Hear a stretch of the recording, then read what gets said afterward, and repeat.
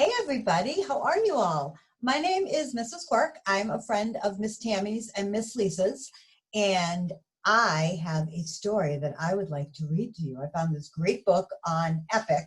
Do you guys know about Epic? It's a great website where you can read all kinds of books. So I am going to share my screen with you, and I will read, and you will be able to see my book.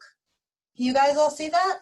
It's called Not Yet a Yeti, written by Lou Trelevin and illustrated by Tony Neal, and it's dedicated to you, whoever you decide to be.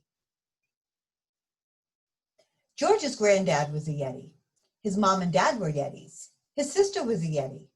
All of George's family were Yetis. And there's his whole family. All of them except George. When will I be a Yeti? George asked Granddad.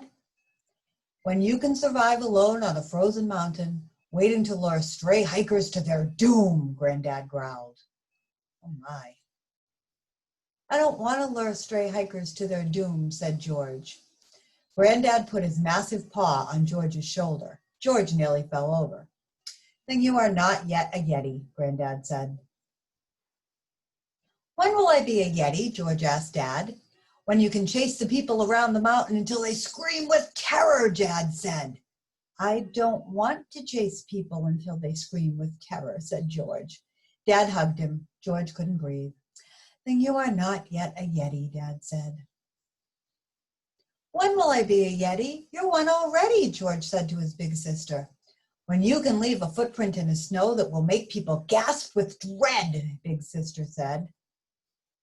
I've only got small feet, said George. Look. Then you are not yet a Yeti, big sister said, accidentally stomping on George's toes.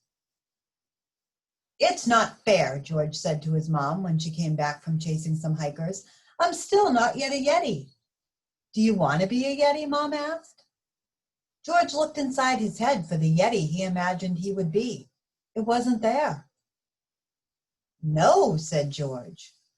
Mom put on some soup. She hadn't caught any hikers that day, so it was vegetable soup again. Well, what do you want to be?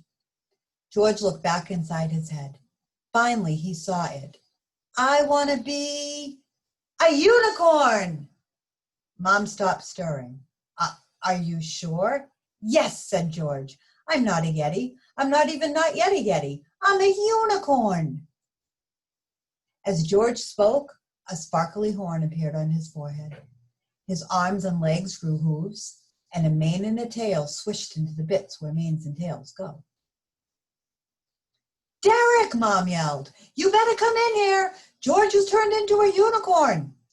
Dad let out an earth-shattering roar. You can see him right there. Roar! George took a deep breath. Dad, I don't want to frighten people. I want to help them. I'm not yet a Yeti, and I never will be.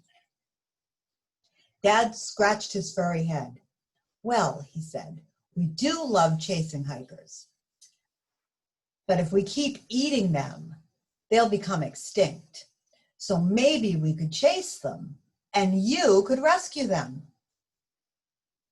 George's granddad was a Yeti. His sister was a Yeti. His mom and dad were Yetis. All of George's family were Yetis. All of them except for George.